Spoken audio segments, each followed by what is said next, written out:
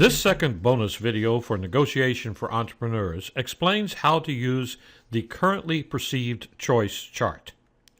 The Currently Perceived Choice Chart looks similar to the Franklin decision-making tool, but it has an altogether different function. Its purpose is to help you understand how someone on the other side of the table likely views the available choice at this stage in the negotiation.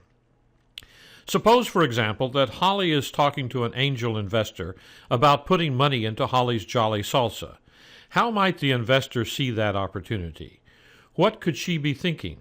The Currently Perceived Choice Chart helps her answer those questions. At the top of the page, she writes the question facing the investor. In this case, should I invest in Holly's Jolly Salsa? Then, in each column, she writes reasons supporting and opposing that choice from the other person's perspective. For example, she might start by writing opportunity to get in on ground floor of exciting business and potential 200 to 500% return on investment. On the right side, she might note Holly lacks experience with a larger company and Holly may be reluctant to share control of the business. Holly continues to fill in the chart with all the reasons she can think of why the prospective angel investor might think it's a good or bad idea to invest in Holly's Jolly Salsa. Notice at the bottom of the form on each side there is a section labeled But. Here Holly needs to write reasons that are particularly relevant to the yes or no column. This includes thoughts like, if I hold back, I might be able to come in for subsequent rounds of investment.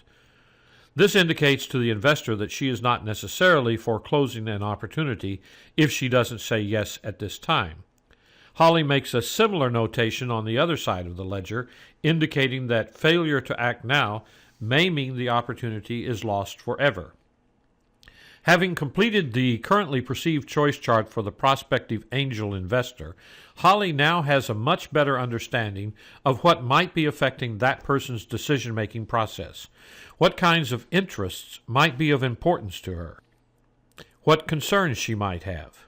Having these insights makes it possible for Holly to address those concerns even if the potential investor never raises them explicitly. For example, Holly has guessed that the angel investor might be concerned about her lack of experience heading a larger organization. She might address that head-on by stating that she intends to bring in a chief operating officer with experience in the food business once the business starts scaling up.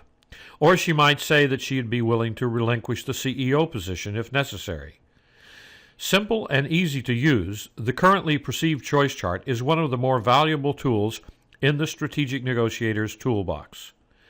In the next video, we'll look at how to use the Interest Analysis Worksheet. Thanks for watching.